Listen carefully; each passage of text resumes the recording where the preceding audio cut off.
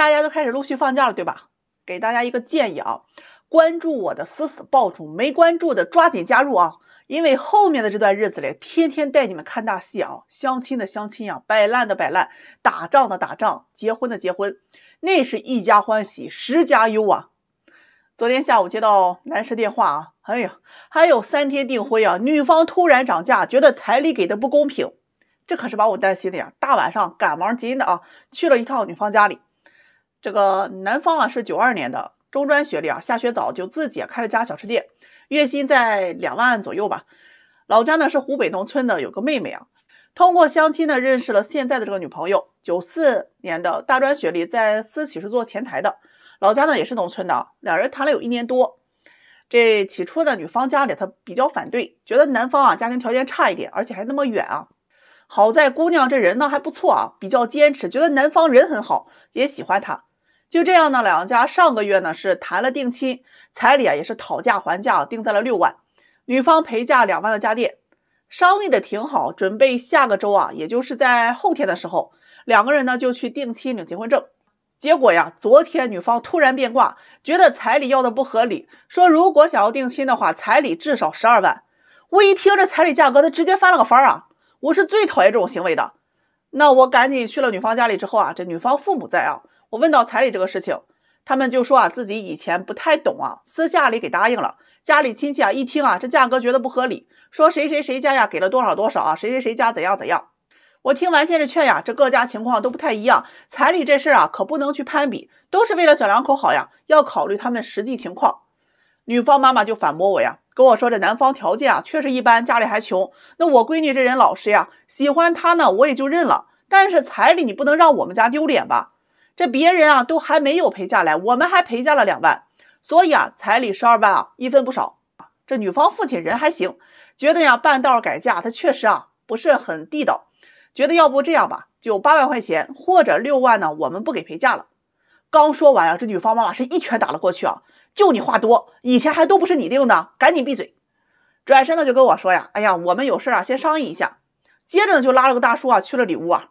我先强调一下，我真的没有偷听啊。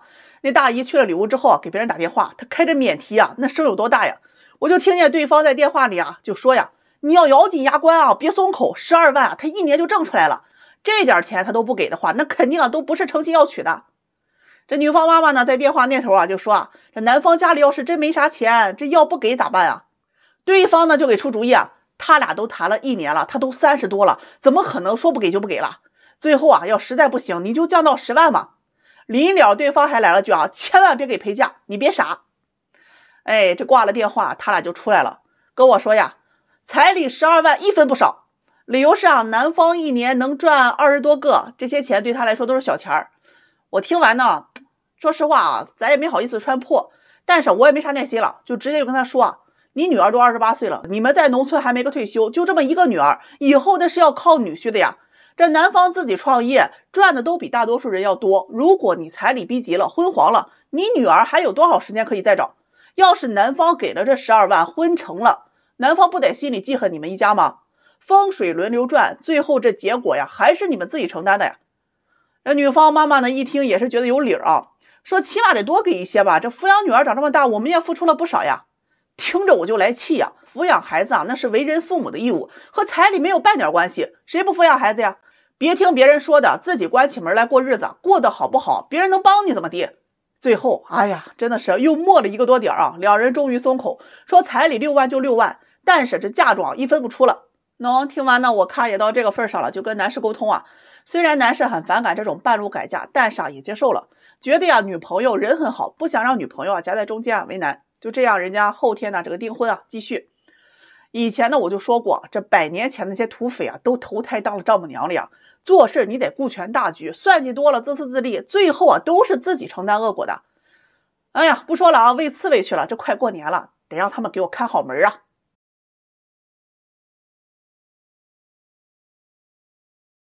上午来了一姐们啊，条件很好，94年身高168左右，身材匀称硕士，自己开了一家美术机构，年薪在30万左右。这姑娘长得很水灵啊，有7分左右，属于比较有气质一类。最近这2年呢，一直在相亲啊，不是她看上的不喜欢她，就是喜欢她的呀，她不喜欢。难得呀有个男士啊比他大了1岁，各方面条件都不错，谈了半年呀，马上就要谈婚论嫁的时候，他要彩礼20万，结果人男士啊是头也不回的跑了呀。哎，这回他想明白了啊，那既然相亲都这么算计，没什么感情可谈的，那不如啊自己出钱出彩礼，招上门女婿，哎，找个自己觉得不错的。于是他就来跟我说呀，我愿意出30万的彩礼，找个真心啊对他好的人。我问他，我说只要真心不看条件吗？他说那怎么可能呀，我也不能随便找个人回家吧。于是呀噼里啪啦的跟条件列了一大堆呀，我的肝都跟着颤。这第一啊，男士学历985或者211本科以上，毕竟呢他是硕士，学历不能差太大了，不然两个人这思想层次啊他不一样，怕以后沟通困难。这第二，男士身高不能低于175，不然呢没有安全感。第三啊，这个年龄啊在26到32岁之间，他本人保养的不错啊，比较显小，他不想找年龄大的，颜值呢也要匹配，能够让他有心动的感觉。这个身材要好啊，不能胖也不能瘦。这第四，他脾气不好，还比较慢热，需要男士给他提供情绪价值，懂得照顾他，允许他作一点，性格要稳重，要会察言观色，记得他所有的喜好，生活呀要有仪式感，不要生活质量下降。这第五呀，这男士家庭啊也有规定啊，条件一定要好，父母一定要有存款，有社保，有退休保障，而且婚后不跟男方父母同住，因为他不太会处理复杂的关系。另外啊，这婚后啊他也不做家务，不带孩子。这第六，男士收入啊不能低于20万，比他高最好，房子他出，男方啊要出装修，婚后男士要上交工资等等。哎呀，听完之后啊，目瞪口呆，都很难表达出我的反应啊，五脏六腑都跟着颤呢。你都要找上门女婿了，怎么男方还得给你出钱装修房子呢？他说我给了彩礼，我都没钱了呀，他肯定要带回一些。哎呦，听得我特别无语啊，这不相当于什么都没给吗？我问他，我说那你房子给人家加名吗？毕竟人家出装修了呀，万一离了那什么都没了，起码得给个保障吧。他说这房子是我买的呀，肯定不能加他名字，绝对不商量。那一瞬间啊，哎呀，他把我怼的是哑口无言呀。我问他，我说你觉得这样的男士凭什么能跟你在一起啊？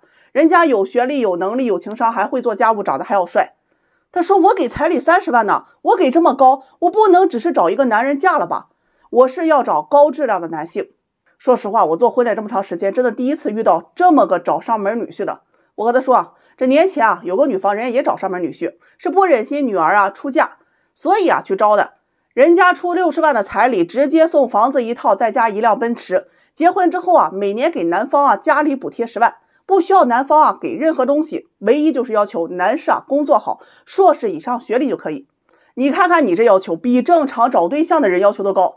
你希望你付出的30万一定要货有所值，可符合这项要求的男人，人家觉得你不值呀，干嘛要选择给你当赘婿呢？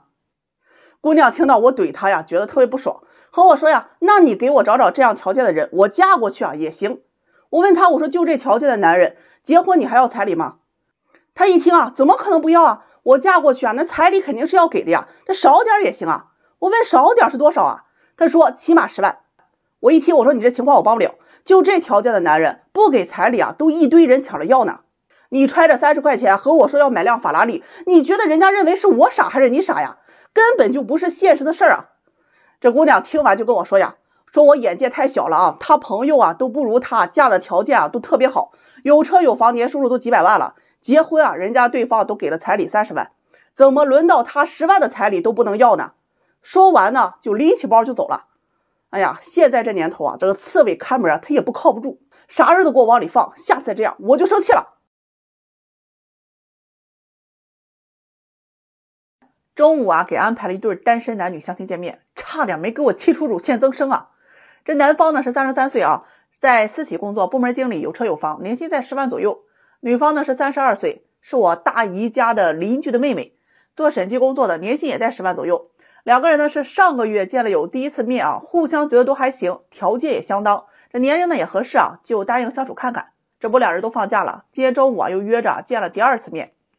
刚刚见完面呀，就在中午有1点左右啊，两人就干起仗来了，先后给我打电话呀。以前我就说过啊，一旦见完面立马就找我的，基本都不是好事儿。先是女方气质汹汹啊，说对方不真诚，态度不好。一问具体情况，这姑娘就罗列出了4条罪证。这第一条呀，男方在知道今天见面的前提下，没有跟他沟通出行问题。简单点说呀，就是没有开车去接他，导致他在寒冬腊月天呀打车出来见面。其次啊，没有制造浪漫的小惊喜啊。他说这是第2次见面，按理说呀，这第1次见面了解过了嘛，大家都觉得合适啊，才会来见第2次面。一见面呢，也没有什么惊喜，也没什么浪漫，也没什么礼物，这得让他觉得这个男人啊，并不是真心想要跟他在一起的。第3个呢，是点菜的时候，男方直接忽视他的喜好，是自顾自的点菜啊。他不爱吃海鲜，不爱吃鸡，但是男士啊都点上了。这第4条呀，说到这条，这姑娘嗓门呢提高了8度呀。他竟然让我给他饭钱，我缺那钱吗？你给我评评理啊！这顿饭啊，先不说啊，都不是我的口味，不是麻的就是辣的，不是甜的就是咸的，我都没吃几口，一个大男人你怎么好意思跟我要钱啊？哎呀，听完这4条，我的脑血管立马就堵了一半了啊！接着男方呢来电话就开始辩论啊这个情况。先是接送问题，这男士就说呀，自己一开始啊确实不知道女方是希望接他的，以为啊两人约好地址啊就可以直接过去了。关于制造浪漫的小惊喜啊，男方觉得这才是第2次见面嘛，并不是很了解对方，所以还没有到追求送礼物的那一步。这第3呢是关于吃饭，男方说自己啊当时是问过女方想吃什么，但是女方态度很冷淡，也不怎么搭理自己，一直在玩手机，也没抬头啊，就说了句随便，他就以为是真的随便了嘛。关于最后一个要女方付钱这事儿，男士说啊确实提出来了，但这并不是他的本意，因为女方呀在吃饭的过程当中全程对他都很冷淡，男士和他说话呢也不搭理，偶尔回答几句呢也没有什么好气儿，总是自己啊在玩手机，给他夹菜呢他直接都给扔回来，说不需要。最后这个男士呢也生气了，直接就怼这个女方呀，既然来相亲了，那就别端着了，也没人欠你，你拉大个脸给谁看呢？这姑娘听完呢，就直接就跟这个男方啊就杠起来了啊，说对方人品有问题，辩论到底是谁的不对。最后两人都吃不下去了啊，男方就提出啊让女方来承担一半的饭钱。女方听完呢是拎包就走啊。事儿呢就是这么个事儿。结束之后呢，我给我大姨的邻居回了个信儿啊，我这边庙小，王八也不怎么爱干活，确实伺候不了大佛。32岁了，还以为自己是23呢，心智怎么这么残缺不全呢？30多了，接触的男的也应该都30多了，就这个年龄段，除了骗子，谁一天没事研究着怎么给你制造惊喜啊？没感觉到真诚？什么是真诚啊？车接车送，每天嘘寒问暖，各种浪漫加惊喜吗？你是电视剧看多了吧？怎么地，幻想着一个长得帅、超有钱的男人，就像盖世英雄出现在你面前，然后承担起你所有的经济开支，并且还得对你随叫随到，像祖宗一样宠着你，对你唯命是从啊？